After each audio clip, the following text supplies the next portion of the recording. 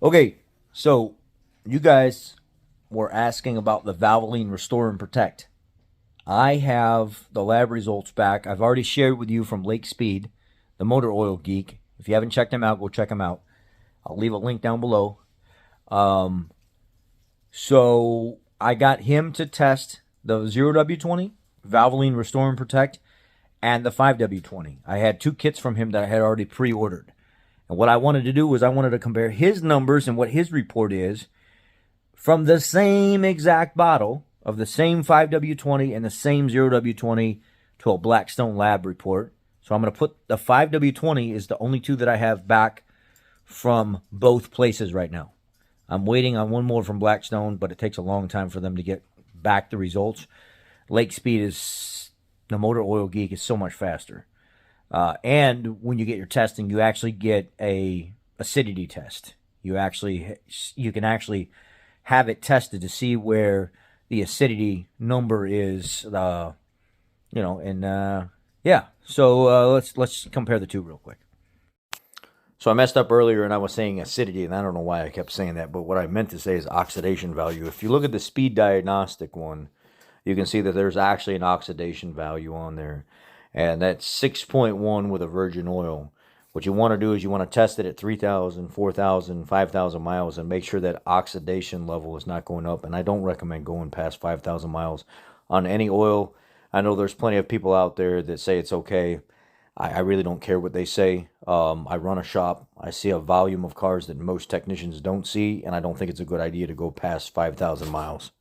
On the right, we have calcium at 1033, and on the left, we have calcium at 1139, so a little bit different there, but it's coming from the same bottle. We got magnesium at 418 on the right, and magnesium on the left at, what does it say, 601, 604, 601, I don't know. This small print, I'm doing this from a phone right now.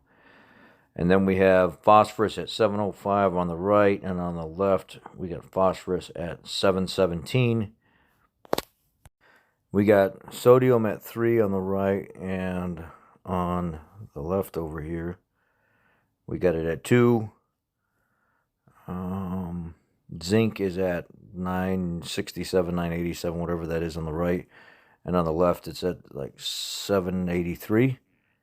Molybdenum is 213 on the right with speed diagnostics. On the left, Blackstone molybdenum is 175, 176. The print's small on my screen right now, so please forgive me. I'm just trying to get close to what I see.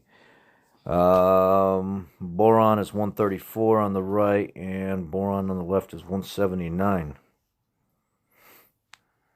So the numbers are pretty close overall. One, you're going to see something called a TBN. That's your total base number. Basically, the only reason that the TBN would be important would be like old school sulfur diesel and stuff like that, and checking diesel oils and things of this nature.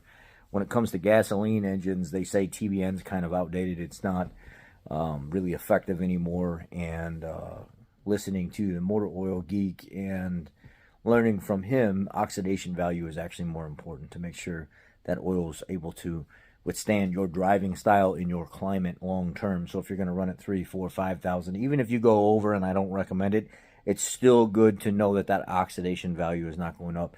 If you went from a 6.1 at 4,000 miles, but at 5,000 miles you went up to like 19, I would stop using that oil for that long. Or find a better oil that will last longer, that will stay at its base virgin oxidative value for a longer period of time. So you might find that you get Valvoline Restore and Protecting, run it 4,000 miles, and you're at 6.1, 6.2. But then at 5,000 miles, that same oil, you're up to like 17, 18, 19 oxidation value. Is that terrible? No. But did it go up quite a bit in just 1,000 miles? Yes. So you might want to try to pick something more robust, like go to Valvoline High Mileage, Max Power, Max Life technology, or something like that, or Pennzoil Ultra Platinum, or like an AMSOIL XL, or Signature, or something to that extent. And that oxidative value would probably be held longer. Or you might surprise yourself and see that You run it 5,000, 6,000 miles, 7,000 miles, whatever it is that you choose. That oxidative value with that oil, the specific oil that you're using, only went up to like a 10 from a 6.1 or like a 9, which is nothing. So there's different ways to look at it. These are the two comparisons. They were very close in numbers. The Valvoline Restore and Protect looks like a very good, mediocre oil.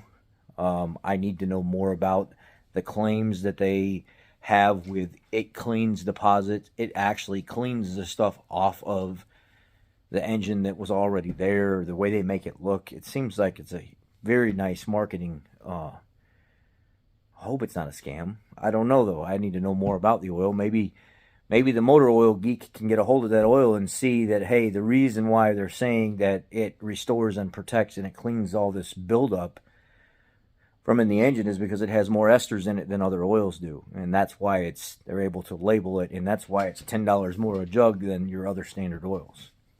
That's why they don't have as much moly and stuff in it as the other versions of Valvoline that have like, 300-400 plus. Anyhow, hope you liked the video. Take care. Seems like a pretty decent oil.